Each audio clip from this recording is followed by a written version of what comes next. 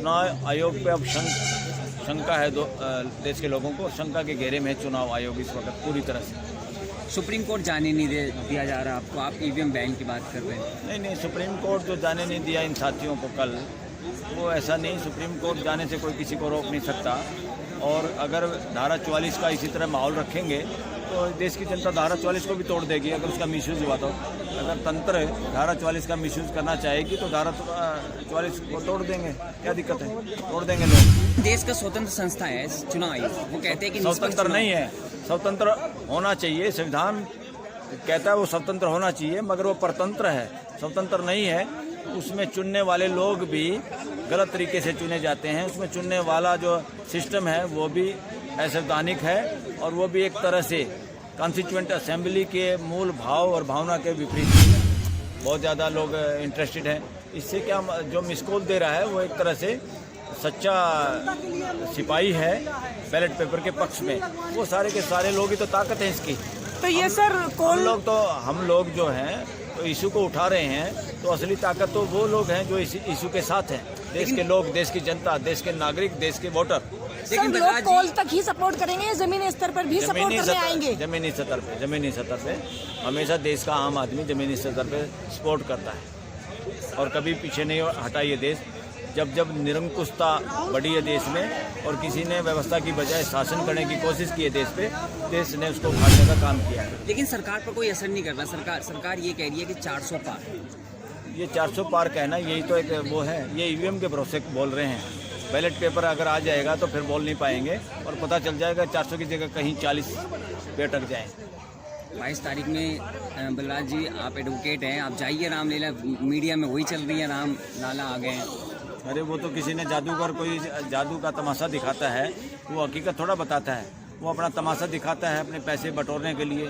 अब यहाँ पे ये पॉलिटिकल ड्रामा है वोट बटोरने के लिए, इससे ज़्यादा कुछ नहीं है। जादूगर कभी नहीं बताता इसके पीछे सच्चाई क्या है। सच्चाई देश के लोग समझते हैं। लोग जादूगर का तमाशा देख के भी लोगों को पता है ये जादू है, ये हकीकत नहीं है, इसमें टेक्निक अपनाई गई है। इसी तरह से राम मंदिर भी एक तरह से उसी तरह का पॉलिटिकल ड्रामा है, पॉलिटिकल जादूगिरी है।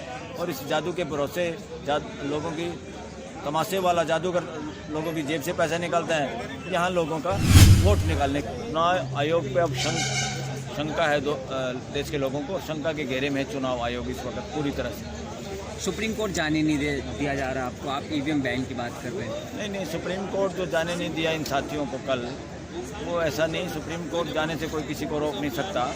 और अगर धारा 44 का इसी तरह माहौल रखेंगे तो देश की जनता धारा 44 को भी तोड़ देगी अगर उसका मिसयूज़ हुआ तो।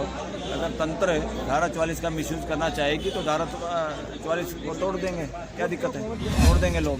2 महीने बचे हैं, जटिल प्रक्रिया है, क्या लगता है संभव है बैलेट पेपर से चुनाव? संभव कुछ भी संभव है। देश हित में कुछ भी करना चाहिए, उसके लिए चाहे कुछ भी करना पड़े।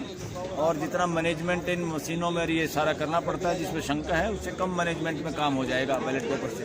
कोई ज़्यादा मैनेजमेंट करने की जरूरत नहीं है, पहले देश में होता रहा है। आप लोग तो सवाल उठा रहे हैं, लेकिन जो कांग्रेस है, बीएसपी है, अखिलेश है, ये सब सड़कों पर नहीं है। ये सड़कों पे नहीं, अपने दूसरे काम में लगे हुए हैं। मेरे ख्याल में पूरी अपोजिशन, सब लोग चाहते हैं कि बैलेट पेपर से इलेक्शन हो, क्योंकि उसमें धांधली की गुंजाइश बहुत ही कम है। लेकिन सरकार तो कह रही है कि ईवीएम में कोई धांधली नहीं। अच्छा, कोई पॉलिटिकल अपोजिशन नहीं देश है क्या? देश की जनता हर पॉलिटिकल पार्टी से बड़ी है। असली पार्टी तो देश की जनता है, देश के वोटर हैं। ये तो छोटी मोटी पार्टियां हैं, चाहे बीजेपी हो, चाहे कांग्रेस हो, चाहे कोई और भी पार्टी हो, बसपा हो या आरएलडी हो या कोई भी दल हो। ये दल बाद में आते हैं। सबसे पहले तो देश की जनता, देश के वोटर हैं, वो असली बड़ी पार्टी, वो चाहते हैं।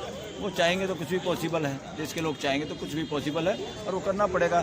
सरकार की मर्जियाँ नहीं चलती लोकतंत्र में, देश के लोगों की मर्जी। मेन स्ट्रीम मीडिया तो आप लोगों को बाइकआउट कर रखा है, ये जो आप प्रेस कॉन्फ्रेंस करते हैं इससे कुछ असर है? अरे मेन स्ट्रीम मीडिया कहाँ है? मेन स्ट्रीम मीडिया तो सोशल मीडिया ही मेन स्ट्रीम मीडिया है। वो तो गोदी मीडिया है, देशद्रोही मीडिया है, उसको कौन मेन स्ट्रीम मीडिया कहता है? वो तो अपना दिन काट रहे हैं और भांडगिरी कर रहे हैं, इससे ज़्यादा कुछ नहीं कर पा रहे वो लोग। मुट्ठी भर लोग हैं ईवीएम पर सवाल उठा रहे हैं, लोग तो यही कह रहे हैं, बीजेपी सरकार यही। ईवीएम के पक्ष में कितने लोग हैं देखे आपने? कभी पूछो किसी सड़क चौराहे पे 10, 20, 100 लोगों को पूछो, रेलवे स्टेशन में जाओ, बस अड्डे पे जाओ, कहीं भी जाओ, सिनेमा घर में जाओ, पूछो लोगों से क्या चाहते हैं। ईवीएम बढ़िया है या बैलेट पेपर बढ़िया है, लोग क्या चाहते हैं पता चल जाएगा आपको। मुट्ठी भर लोग हैं या पूरा देश इस अभियान के साथ है। आप जो चुनाव आयोग को टारगेट कर रहे हैं, लोग कह रहे हैं कि आप गुमराह कर रहे हैं नागरिकों को। कौन कह रहा है गुमराह कर रहे हैं? गुमराह तो सरकार कर रही है देश को, और इलेक्शन कमीशन गुमराह कर रहा है, संविधान के खिलाफ है।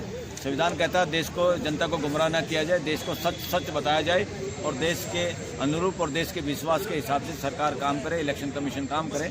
वो लोग गुमराह करने में लगे हुए हैं, असंवैधानिक काम कर रहे हैं।